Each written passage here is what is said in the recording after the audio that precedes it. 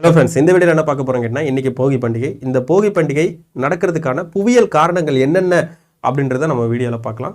So இந்த புவியியல் காரணங்கள் என்ன கேட்டால், ஃபஸ்ட்டு இந்த பூமி எடுத்துக்கிறோம். பூமியின் மேலே நம்ம கிடைமட்டமாக கோடு வரைவோம். ஸோ ஃபஸ்ட்டு வரையக்கூடிய கோடு என்ன கேட்டால் 0 டிகிரி. ஸோ இந்த 0 டிகிரி கோடுக்கு பேர் என்ன சொல்கிறாங்கன்னா பூமத்திய ரேகை இல்லைனா நிலநடுக்கோடு, இங்கிலீஷில் ஈக்குவேடார்னு சொல்லுவாங்க. அதுக்கு மேலே இருக்க பார்ட்டை நார்த் பார்ட்னு சொல்லுவாங்க, கீழே இருக்கிறது சதன் ஹெமிஸ்பியர்னு சொல்லுவாங்க. வட அரைக்கோளம், தென் அரைக்கோளம் சொல்லுவாங்க. இந்த வட அரைக்கோளத்தில் 23 டிகிரி கோடு வரைவோம், அந்த கோட்டுக்கு பேர் கடகரேகை. அதே மாதிரி தென் அரைக்கோளத்தில் 23 டிகிரியில் ஒரு கோடு வரைவோம், அதுக்கு பேர் மகர ரேகை. இந்த கடகரேகை தான் என்ன பண்ணும், இந்தியாவை இரண்டா பிளக்கும். ஓகேவா? இப்போ சூரியனுடைய இயக்கம் அப்படின்னு பார்க்கும்பொழுது இந்த 3 கோட்டுக்கு நடுவில் தான் நடக்கும். ஓகேவா? ஃபர்ஸ்ட் நிலநடுக்கோட்டில் விழும், அதுக்கப்புறம் கடகரேகையில் விழும், அப்புறம் கடகரேகையிலேருந்து நிலநடுக்கோட்டுக்கு வரும், நிலநடுக்கோட்டிலேருந்து மகர ரேகைக்கு விழும். ஸோ இந்த 3 இடத்துல தான் என்ன கேட்டால் சூரியனுடைய இயக்கம் இருக்கும்.